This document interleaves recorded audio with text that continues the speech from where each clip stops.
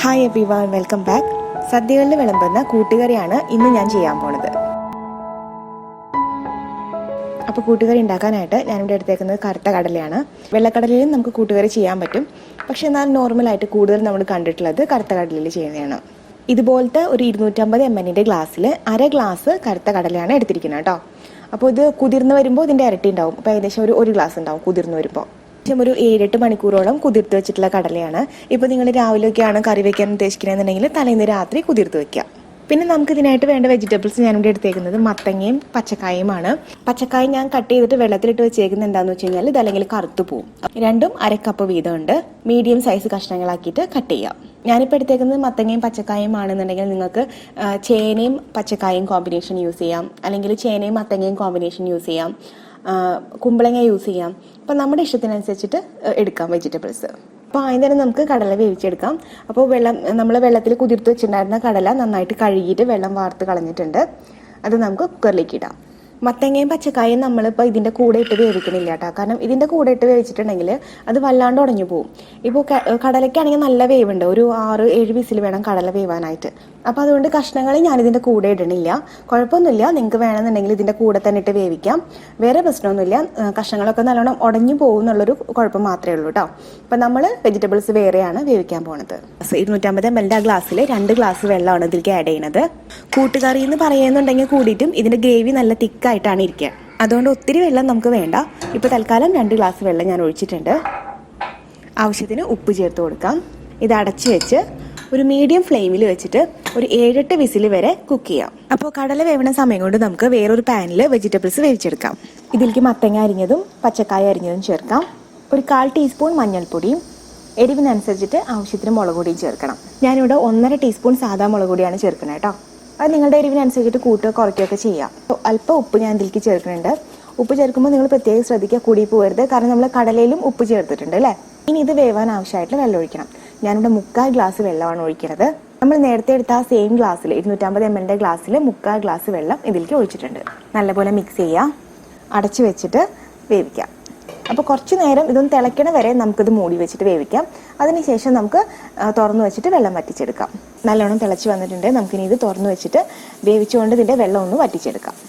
ഇതിപ്പോൾ നോൺ സ്റ്റിക്കിൻ്റെ ചട്ടി ആയതുകൊണ്ട് തന്നെ കുറച്ച് വെള്ളം മതിയാവും വേവാനായിട്ട്. പിന്നെ നിങ്ങൾ യൂസ് ചെയ്യുന്ന ചട്ടി അനുസരിച്ച് ചിലപ്പോൾ വെള്ളത്തിൻ്റെ അളവൊക്കെ ചെറിയ വ്യത്യാസം ഉണ്ടാവും കേട്ടോ. ഇപ്പോൾ കഷ്ണങ്ങളൊക്കെ നന്നായിട്ട് വെന്തിട്ടുണ്ട്.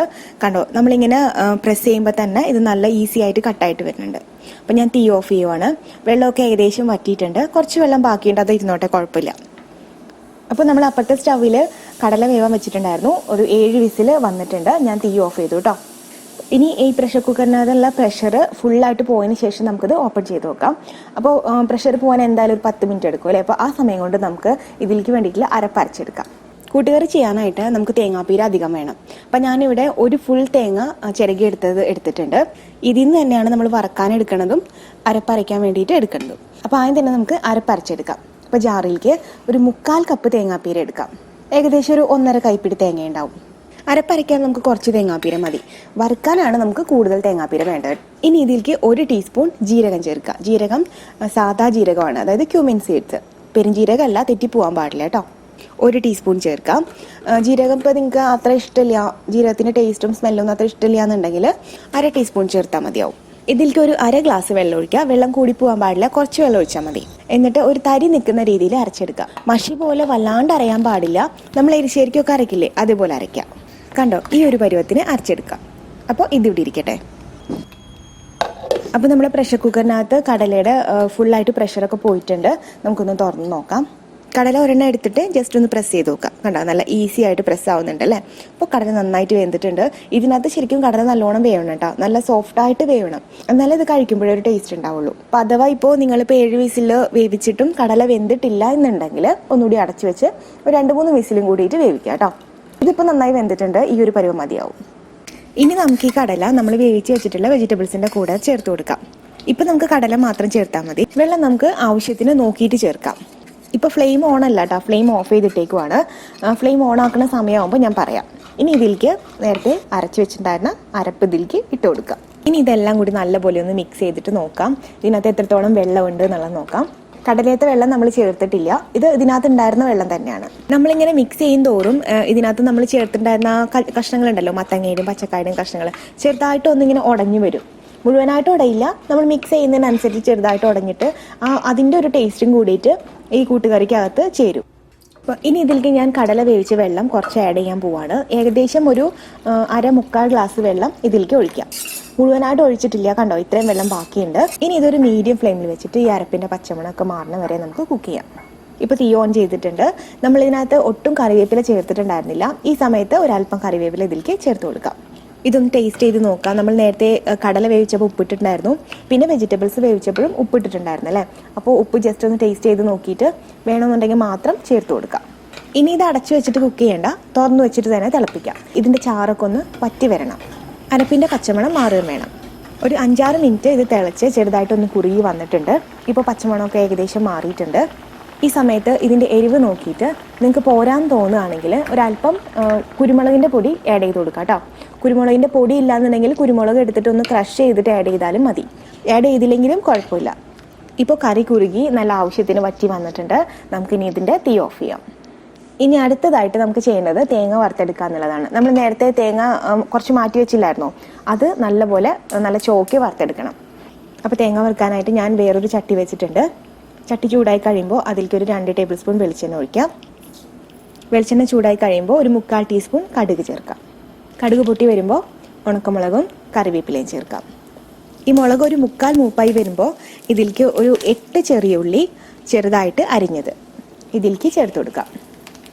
ചെറിയ ഉള്ളി ചേർക്കുന്ന സ്റ്റെപ്പ് നിങ്ങൾക്ക് വേണമെന്നുണ്ടെങ്കിൽ ഒഴിവാക്കാം, അല്ലെന്നുണ്ടെങ്കിൽ അരപ്പരയ്ക്കുന്ന കൂട്ടത്തിൽ ചെറിയ ഉള്ളി ചേർക്കാം. പക്ഷേ ഇങ്ങനെ ചെയ്യുമ്പോഴാണ് കുറച്ചുകൂടി ടേസ്റ്റ് എനിക്ക് കൂടുതലായിട്ട് തോന്നിയിട്ടുള്ളത് കേട്ടോ.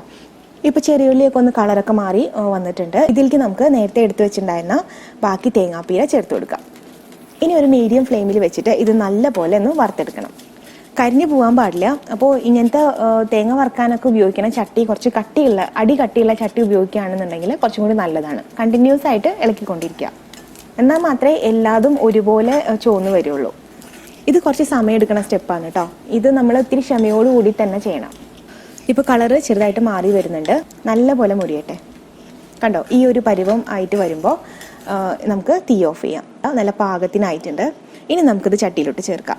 ഇപ്പോൾ തീ ഓഫ് ചെയ്തിട്ടിരിക്കുകയാണ് കേട്ടോ. ഇനി നമ്മൾ കുക്ക് ചെയ്യേണ്ട ആവശ്യമില്ല. ഇതെല്ലാം കൂടി നല്ലോണം മിക്സ് ചെയ്താൽ മാത്രം മതി. നല്ല പോലെ മിക്സ് ചെയ്ത് കൊടുക്കാം. നല്ല അടിപൊളി ഒരു മണമാണ് കേട്ടോ വരുന്നത് ഈ സമയത്ത്. ഇതെല്ലാം കൂടി മിക്സ് ആകുമ്പോഴേ തേങ്ങ വറുത്തത് ചേർത്ത ശേഷം നല്ല പോലെ മിക്സ് ചെയ്യണം കേട്ടോ. അപ്പോൾ നമ്മുടെ കൂട്ടുകറി റെഡിയായി വന്നിട്ടുണ്ട്.